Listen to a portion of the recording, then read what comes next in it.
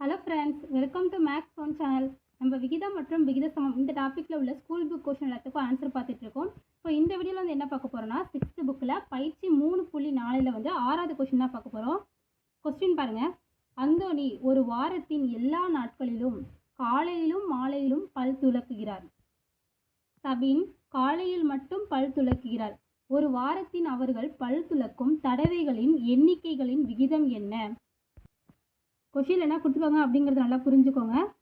அந்தோணி அப்படிங்கிறது வந்து ஒரு வாரத்தில் காலை மாலை 2 வாட்டியும் வந்து பல் துலக்கிறாரு.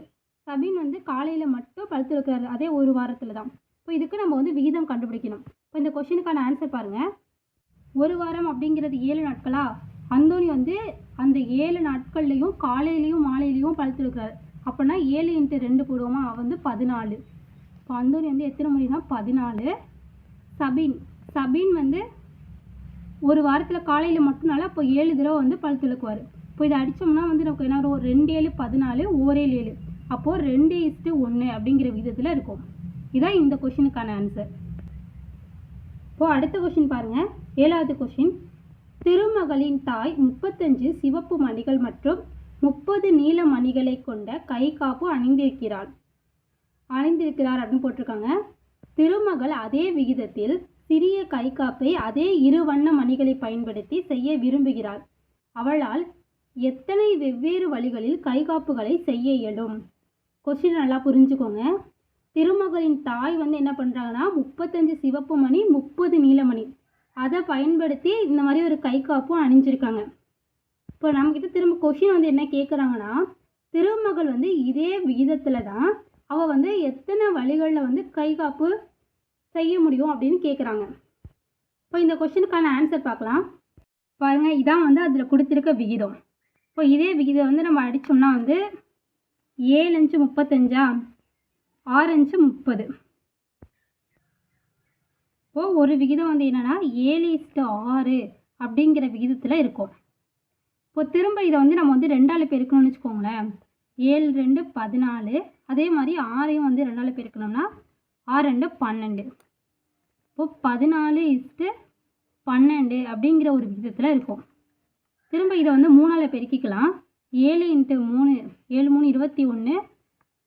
அடுத்து வந்து 6 × 3 6 3 18. 6 3 18. இப்போ இதுக்குள்ள விகிதம் பார்த்தீங்கன்னா 21:18. திரும்ப இது 4ஆல் பெருக்கணுமா? 7 × 4 7 4 28. 6 4 24. இப்போ இதோட விகிதம் பார்த்தீங்கன்னா 28:24. இப்போ திரும்ப வந்து இந்த 7 வந்து நம்ம 5ஆல் பெருக்கணும்னா 7 5 35னும் 6 5 30 அப்படிங்கிறது நம்ம வரும். அந்த விகிதத்தை வந்து நம்ம எழுதக்கூடாது. ஏன் எழுதக்கூடாதுன்னா, கொஷின் என்ன கேட்குறாங்க பாருங்கள். திருமகள் அதே விகிதத்தில் சிறிய கைகாப்பு அப்படின்னு கொடுத்துருக்காங்க. ஆனால் விகிதம் அதே தான் இருக்கணும். ஆனால் இதை விட சிறிய கைகாப்பு தானே இருக்கணும். அதனால் இப்போ நம்ம 7 வந்து 5ஆல் பெருக்கினா 35ன்னு அதே விகிதம் வந்துடும். அப்போது நமக்கு இந்த விகிதம் வரக்கூடாது. மீதி 4 மட்டும்தான் ஆன்சராக வரும். இப்போ இங்கே கொஷின் கேட்டுக்கோங்க பாருங்கள். அவளால் எத்தனை வெவ்வேறு வழிகளில் கைகாப்புகளை செய்ய இயலும்? எத்தனைன்னு கொஷின் கேட்டுக்காங்களே, அதனால இந்த கொஷினுக்கான ஆன்சர் பார்த்தீங்கன்னா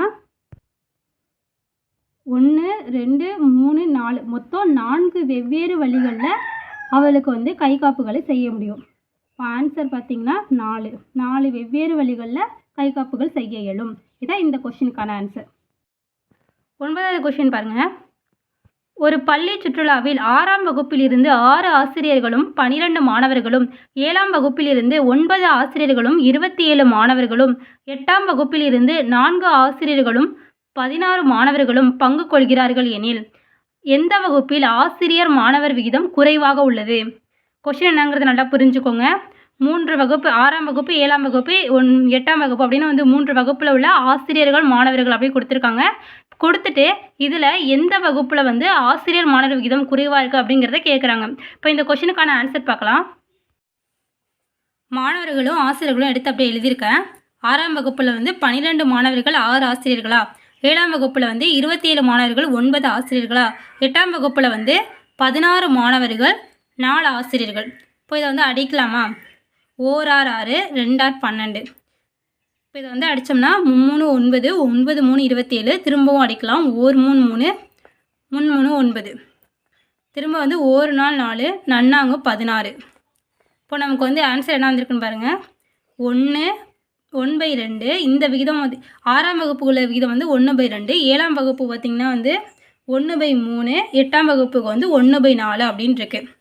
இப்போ இதில் எந்த விகிதம் கம்மியாக இருக்குது அப்படிங்கிறதுக்கு வந்து நம்ம இந்த நம்பருக்கு வந்து மீசிமா கண்டுபிடிக்கணும். மீசிமா வந்து 2 3 4. இப்போ 2 எடுத்தோம்னா 1 2 3 2 2 4. இப்போ நமக்கு என்ன இருக்குது? மீசிமா ஈக்குவல் டு 2 × 3 × 2. 2 3 6, 6 2 12. இப்போ நமக்கு வந்து மீசிமா வந்து 12 வந்திருக்கு. அப்போ நம்ம இங்கே வந்து என்ன பண்ணணும்? இங்கே 12 வரணும்னா இங்கே 6ஆல் பெருக்கணும், இங்கேயும் 6ஆல் பெருக்கணும், இங்கே வந்து 4ஆல் பெருக்கணும், இங்கேயும் 4ஆல் பெருக்கணும். இப்போ இதை வந்து 3ஆல் பெருக்குவோம், இங்கேயும் 3ஆல் பெருக்குவோம். இப்போ நமக்கு வந்து 6ஆம் வகுப்புக்கு வந்து என்ன வரும்? 6ஆம் வகுப்புக்கு வந்து 6/12 அப்படின்னு வரும். 7th 7ஆம் வகுப்புக்கு வந்து 1 நாள் 4, 3 நாள் 12. அப்போது 4/12ன்னு வரும். 8ஆம் வகுப்புக்கு வந்து 1 3 3, 4 3 12. அப்போது 3/12 அப்படின்னு வரும். இப்போ எல்லாத்துக்குமே வந்து பகுதியில் வந்து சமமாக தான் இருக்குது 12. இப்போ இதில் மேலே பாருங்கள், இங்கே 6 இருக்குது, இங்கே 4 இருக்குது, இங்கே 3 இருக்குது. அப்போ ரொம்ப கம்மியாக இருக்கிறது வந்து எதுனா இந்த 3 அப்படிங்கிறதான். இப்போ இந்த கொஷினுக்கான ஆன்சர் பார்த்திங்கன்னா 8ஆம் வகுப்பு. 8ஆம் வகுப்பில் உள்ள மாணவர் ஆசிரியர் விகிதம் தான் வந்து கம்மியாக இருக்குது. இதுதான் இந்த கொஷினுக்கான ஆன்சர்.